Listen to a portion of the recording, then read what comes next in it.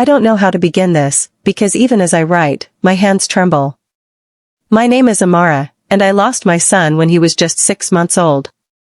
And the worst part? I didn't even have the money to bury him. He had been sick for weeks on and off. Fever. Diarrhea. Weakness. The kind of symptoms that come and go in poor neighborhoods like ours, where you can't afford real care, only hope and hot water. I went to every small chemist shop in the area. They gave me sachets of malaria medicine and told me to wait and see. When that didn't work, I tried herbs, bitter roots, boiled leaves. Someone told me to give him palm kernel oil and egg. Another said, just tie a red thread on his wrist and back it up with prayer. I did all of it. I was desperate. My husband? Gone.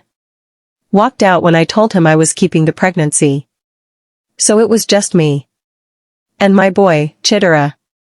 He stopped crying the night before he died. And I thought it was a good sign. Peace, finally. Maybe the fever had broken. I remember I held him to my chest, skin to skin, like someone once told me. To help him breathe better. His body was so warm. Then suddenly. So quiet. No tiny gasp. No faint cry. Just stillness. I shook him gently. Then harder. I screamed. I screamed so loud my neighbor came banging. Someone helped me carry him. I wasn't thinking straight, I didn't even wear slippers. We got to the hospital. The nurse looked at me. Then at him. She pressed his tiny chest, once, twice. Checked his eyes. Then quietly turned to the doctor and said, DOA. Dead on arrival. I collapsed on the floor. All I could whisper was, I failed him. I failed my baby. People always say pregnancy is hard. The vomiting. The cravings. The labor pains. But grief when you're poor is a different kind of pain. You think the worst already happened when your baby stops breathing in your arms. But then you realize. You can't even afford to take his body home. The hospital wanted 5,000 Nigerian nairas before they'd release Chitara's remains. Just 5,000 Nigerian nairas. But to me, it felt like asking for the sun. I didn't have 500 Nigerian nairas to my name. They told me, you can leave him in the mortuary until you sort it out. As if I had a plan. As if I knew how to sort anything anymore. Word started spreading around my compound. She should have taken the baby to a proper hospital earlier. I heard she was using herbs and prayers instead of drugs. Some women just shouldn't be mothers. I kept hearing my neighbors whisper behind my back. And honestly? I started to believe them. I went from one funeral home to another. Each one asked for money. I didn't have coffin fees, transport, death certificate, mortuary costs. I didn't even know there was a price tag for saying goodbye. I remember standing outside one funeral office and just breaking down. Like, crying so hard I couldn't breathe. Not because my baby was gone. But because I had nothing. No job. No partner. No savings. No one who could say, here, take this and bury your son. The truth hit me that day. I couldn't give him a life. And now I couldn't even give him a proper goodbye. That was the day I started questioning everything: God, motherhood, my own worth. And no one prepares you for that. I stared at my phone screen for what felt like hours. The shame was choking me. But when you're too poor to bury your own child, pride becomes a luxury you can't afford. So I opened Facebook and typed a post I never imagined I'd write. I'm not asking for pity. I just want to bury my son. If anyone can help even 500 Nigerian nairas, it would mean the world. My hands were shaking. My eyes were swollen from crying. But I hit post anyway. At first, there was silence. Then came the flood. Some people were kind. A woman from Canada messaged me privately. She sent $40 and wrote, "No mother should go through this alone." A man from Kaduna dropped 2,000 Nigerian nairas and said, "This is all I have until payday, but I hope it helps." I cried over every single one. But then came the other side of the internet. Screenshots of my post started making rounds on WhatsApp and Twitter. People laughed. "This is why broke girls shouldn't have kids. If you can't afford to bury your baby, why were you even pregnant?" They didn't know me. Didn't know how I used to dream of naming my son after my father. Didn't know how I'd prayed over that boy's heartbeat. Still, they mocked me. One account posted, "GoFundMe for irresponsibility?" LMAO. I tried not to look. I told myself to focus on the ones who were helping. But the hate burned. Every time I got an alert, I'd hold my breath, hoping it was someone who cared, not just another reminder of how cruel people can be.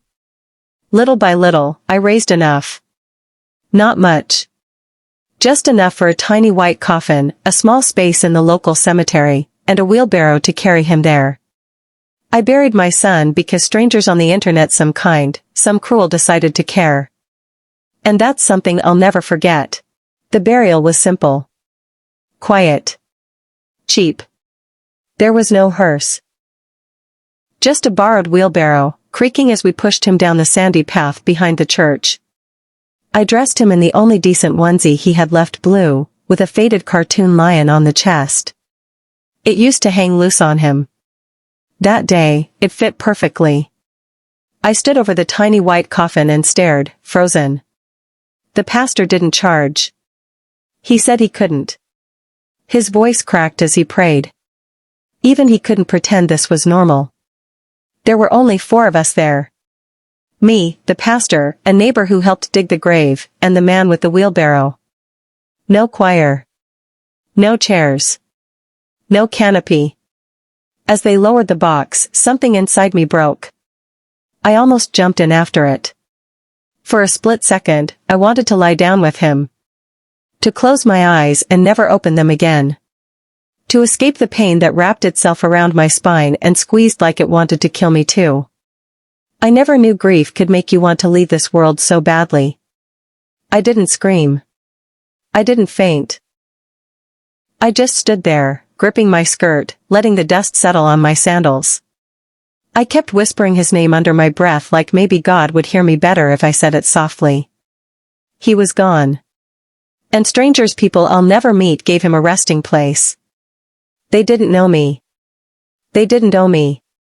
But they gave me the only thing I needed in that moment. A chance to say goodbye. To every person who sent 500 Nigerian nairas, 2,000 Nigerian nairas, or even a prayer. You may never know what you did for me. But my son is in the ground. And not in a trash bag. Not in a shallow pit behind a clinic. He was buried with dignity. Because of you. And for that, I will always be grateful. It's been months. Some days, I function. Other days, I just exist. I still catch myself reaching for diapers when I walk past the baby aisle. I still feel that jolt in my chest when I hear a baby cry, only to realize it's not mine. It never will be again. Sometimes I wake up to phantom cries. Loud, desperate. So real, I stumble out of bed before I remember. The silence afterwards is worse. It wraps around me like a cold hand and squeezes until I curl into myself. People have stopped checking in. They think I'm strong now. They think I've moved on. But grief doesn't vanish. It hides. Some days it walks beside you. Other days, it sits on your chest. I talk to him sometimes. When I'm cooking, or walking alone, or lying in the dark. I tell him I'm sorry. I'm sorry I brought him into this world with so little to give. Sorry he never got to blow out a candle or run on chubby legs or say mama back. I'm slowly learning to forgive myself. But the scars are deep. Some are visible, most aren't. No one prepares you for this kind of emptiness. I still set an extra plate sometimes. Not out of habit, but out of longing. As if maybe love can somehow bridge the space between the living and the gone. To every mother who's ever held a child, then had to let go far too soon. To every woman silently mourning while pretending to smile. You are not a failure. Even if the world makes you feel like one. Even if your womb is silent. Even if your arms are empty. If you're reading this, and your heart is shattered like mine. I see you. I grieve with you.